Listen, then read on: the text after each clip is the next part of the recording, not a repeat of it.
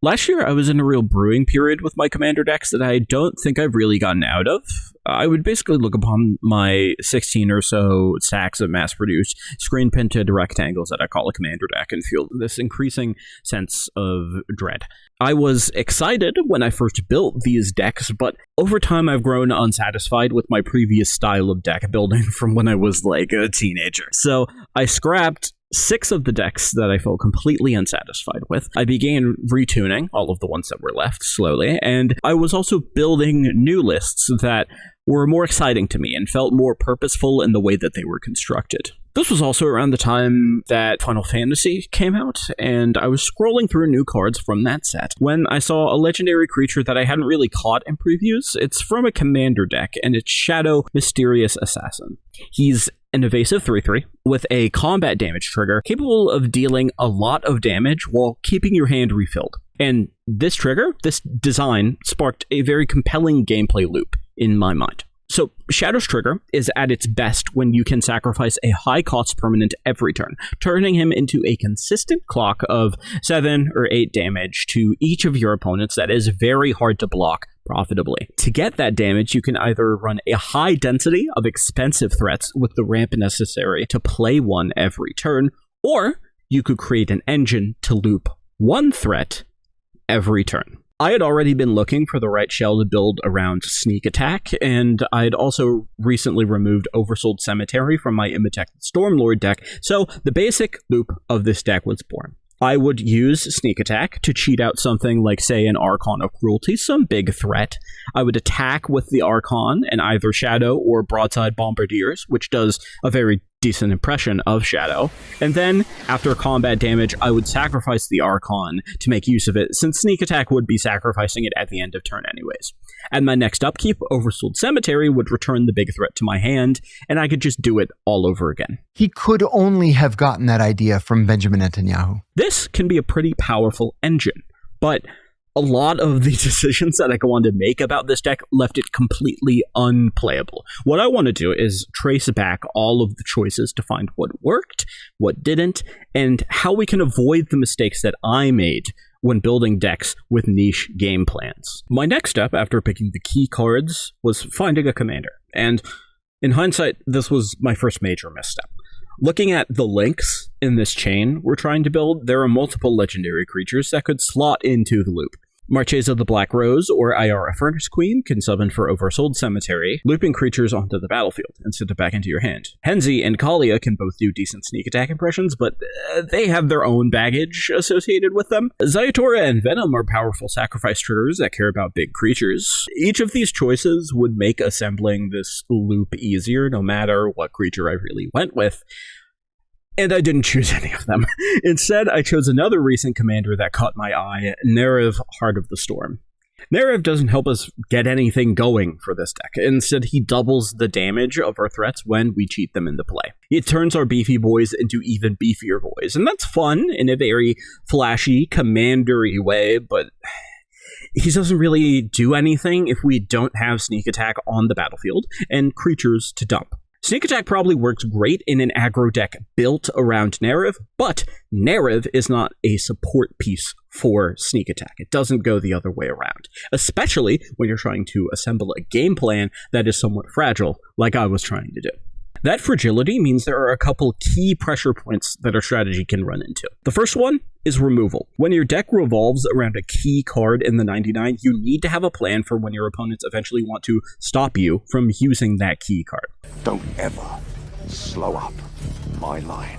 The 3 ways decks can usually get around this is through either protecting the card with reactive spells like, say, a Dawn's Truce, running redundant versions of your key cards, or finding parallel strategies that work in tandem with cards you'd be running for your main game plan. For this core loop, redundancy is deceptively hard to find. Sneak Attack is a uniquely powerful card in Magic's history. While there have been many cards printed with similar effects, none of them are as flexible as the original. Tanic and Perforos can only cheat red cards and artifacts into play, so nothing like Archon of Cruelty, Lord of the Void, or Sepulchral Primordial. Ilharg the Rageboar comes closest to the type of effect I would want, but the timing restriction on him is a big deal. Only cards with enters the battlefield or combat damage triggers are really worth cheating in with Ilharg, which removes from contention other fun, powerful cheat options like Drakuseth or Ardent the Usurper. The route I took instead involved just sneak attack, backed up with a suite of tutors and protection to find sneak attack and make sure it's stuck around. Is this a good plan for the deck I wanted to make?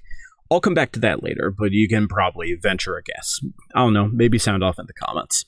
The second pressure point is a natural part of building your deck around sneak attack, and that's a lack of board presence. The first few turns of our game are dedicated to just finding and playing enchantments, while our opponents are likely playing creatures that further their game plan. And once we have sneak attack out, some threats can help us stabilize the board maybe, but they're all temporary by nature. We haven't touched the controller for 45 minutes. There are 3 engines that can fill similar roles in the loop as Shadow, instead converting into creatures that stay on board to either block or apply pressure. Combine these 3 engines with some big dumb idiots that can cheat more creatures into play, and the deck should now be able to catch up once we get everything going.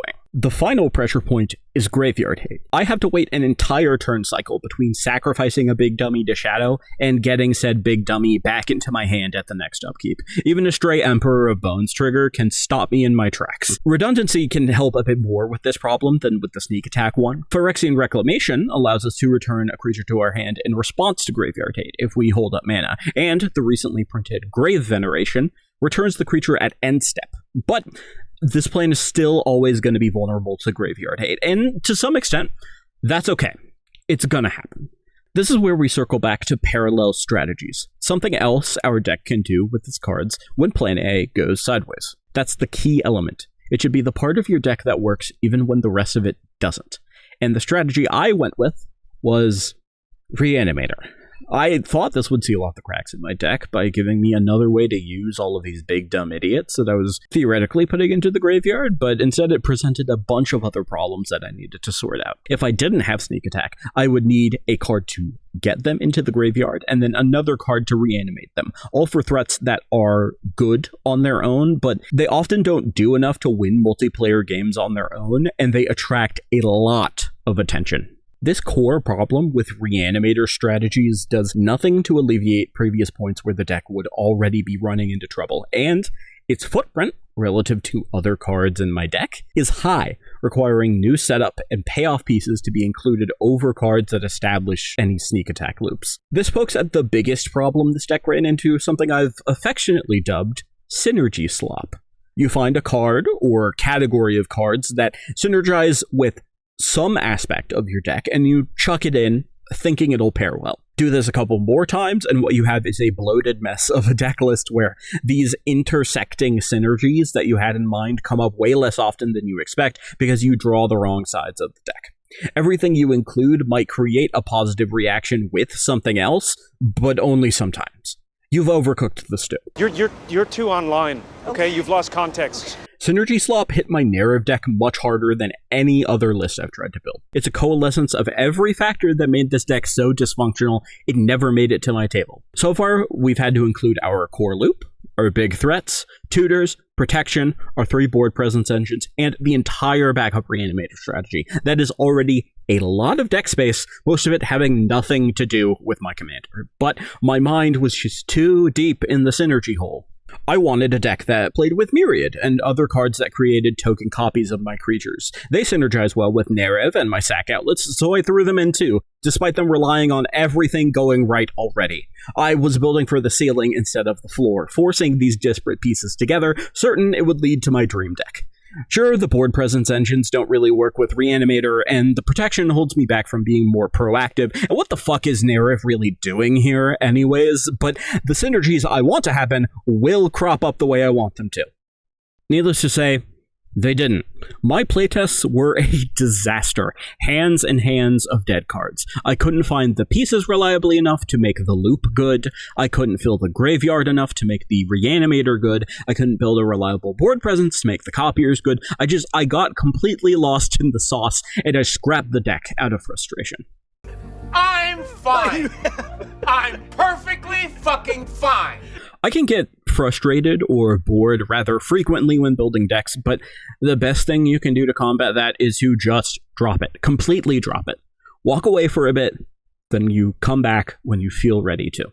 This is me coming back to it. So I'm going to leave you with some solutions to the problems that I've encountered.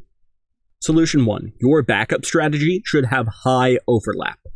Reanimator simply required too many pieces to be added to the deck. Your numbers exploding, right? I think the framework I began this video with, where I had to choose between ramping to play big threats every turn or looping a single creature, was a bit of a false dichotomy. As a backup plan, Ramp's footprint is not nearly as narrow. Reanimation can only be used to bring back creatures. Mana can be used for any number of things. When you're choosing a backup plan, it should glide neatly over the cards already in your list, much more than it forces you to add any new ones. Solution 2. Let your commander help you. I'm sorry I keep dogging on my boy Nerith. He's gay, but he has a special connection to classical music. There's many things that are interesting about him. I do love him. I might even build a whole deck around him, but he was not right for a deck that is this complex. In Commander, unless you're playing partner, you only get one card that you have access to every game. How you use that opportunity is important. Don't pick something that relies on everything working all the time. You've got to build for the floor. Find a legendary creature that can sub in for a key game piece, or one that can tutor for a game piece, or do anything that can otherwise help you get the aircraft off the proverbial landing pad. If I were to rebuild this deck from scratch, which I did consider doing for this video, at the helm I'd probably have either Henzi or Venom. Ares God of War from the new Marvel set also got revealed while I was writing this video, and he seems like a fantastic option to replace Oversold Cemetery. Solution 3. This deck should be multiple decks. This is probably the most obvious solution, but when you're deep in that synergy slop mindset, it can be hard to get your head back above water. MTG content creator Malthound has a quote about this that I love. It goes along the lines of, a commander deck can do 1 thing great, 2 things good, 3 things okay, or 4 things badly. The fewer themes you cram into your deck, the more consistent and enjoyable it will be to play. Don't be afraid to cut down a bit. At the beginning of this year, I did build a new deck using some of these ideas that feels much better to pilot. This one ditches the sneak attack plan completely, but instead leans far heavier into creating token copies of my creatures and sacrificing them for value. The commander is Grub Storied Matriarch, who doesn't really matter as much as her transform side, Grub Notorious Auntie. It boasts a much more robust ramp package and a couple of choice pieces of reanimation instead of a whole sub-theme. The cards that carried over into the deck all feel much more at home with the straightforward shell.